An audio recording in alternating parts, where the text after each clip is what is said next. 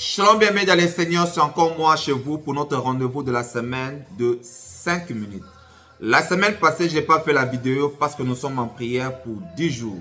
Ça prendra fin demain mercredi 27. Aujourd'hui, mardi le 26 août 2025. Ça dépend de l'heure à laquelle vous êtes en train de me suivre. Bonsoir ou bonjour, mais en bref, shalom à tous, que la paix du Seigneur soit avec vous. Partagez la vidéo, aimez la vidéo, faites des commentaires, mettez sur vos toutes pages de plateforme que vous avez dans vos profils. Dieu va vous bénir parce que vous faites partie de l'évangélisation. Notre thème d'aujourd'hui, c'est « Remplis bien ton ministère, Dieu jugera les morts et les vivants ». Nous allons prendre notre texte dans le livre de 2 Timothée, chapitre 4, du 1er à 5. Parce que nous allons faire une première partie et une deuxième partie. Aujourd'hui, c'est la première partie que nous introduisons. La Bible nous dit quoi?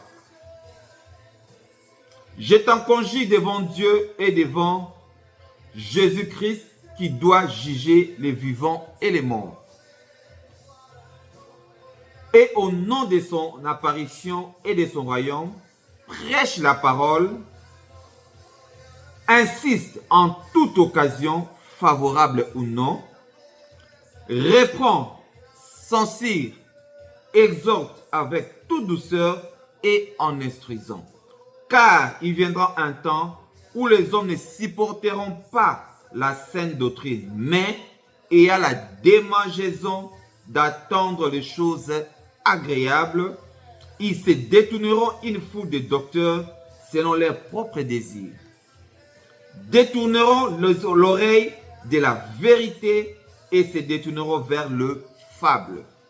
Mais toi, sois sobre en toutes choses, supporte les souffrances, fais l'œuvre d'un évangéliste, remplis bien ton ministère. Bien-aimés dans le Seigneur, qu'est-ce que ça veut dire par là? C'est que nous allons parler aujourd'hui. Premier point, j'aurai 4 points. Aujourd'hui, par la grâce, je vais parler sur 3 points et on va clôturer la semaine prochaine. Dieu jugera les morts et les vivants dans le dernier jour. Ça, c'est notre premier point. Préparons-nous de ne pas mourir dans le péché, bien-aimé dans le Seigneur. Ne pas vivre dans l'hypocrisie. Un pas dedans, un pas dehors, nous sommes des chrétiens. Le deuxième point, partie A. Prêchons la parole de Dieu avec insistance. Quand vous prêchez la parole de Dieu, il faut vous mettre d'accord si l'assemblée vous écoute, s'ils ont compris. Ne pas aller trop vite. Sachez aussi prendre un petit moment de demander s'ils ont compris le message. Ne parlez pas en parabole. Jésus nous parlait en parole parce que c'est lui-même la parole. Il savait pourquoi il disait ça, pour que les hommes puissent encore demander qu'est-ce qu'il voulait dire. Mais quand nous prêchons aux gens qui viennent à l'église, il faut être clair et ouvert avec le message. Partie B. Exhorte avec toute douceur en instruisant, comme je fais avec vous avec mes 5 minutes. J'exhorte avec douceur. Amen. Troisième point. En prêchant la saine doctrine, les hommes ne supporteront pas. Pourquoi les hommes ne supporteront pas la saine doctrine? Pourquoi? Parce que nous disons les choses claires et dans la vérité, selon les Écritures, comme dit la Bible dans 2 Timothée 3,16. Toute écriture de l'Ancien et du Nouveau Testament est inspirée pour Dieu, pour une mission très utile, d'enseigner, de convaincre, de corriger, d'instruire selon la justice. Ça, c'est la parole de Dieu.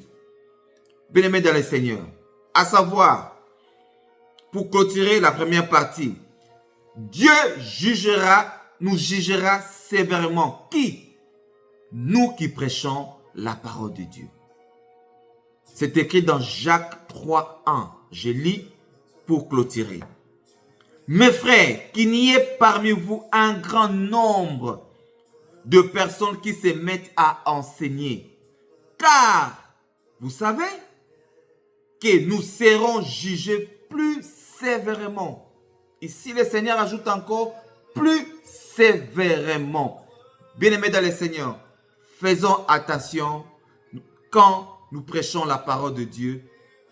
Disons la vérité, soyons clairs et précis pour que ceux qui écoutent la parole de Dieu bien comprendre les Écritures. C'est ça, instruire dans la douceur. Voilà, bien-aimés dans le Seigneur, ce que j'avais à parler pour vous aujourd'hui. Nous allons continuer la semaine prochaine pour en finir avec ces thèmes. Que Dieu vous bénisse. Continuez à partager, continuez à vous abonner. Dieu va vous bénir plus encore. Au nom de Jésus-Christ, shalom.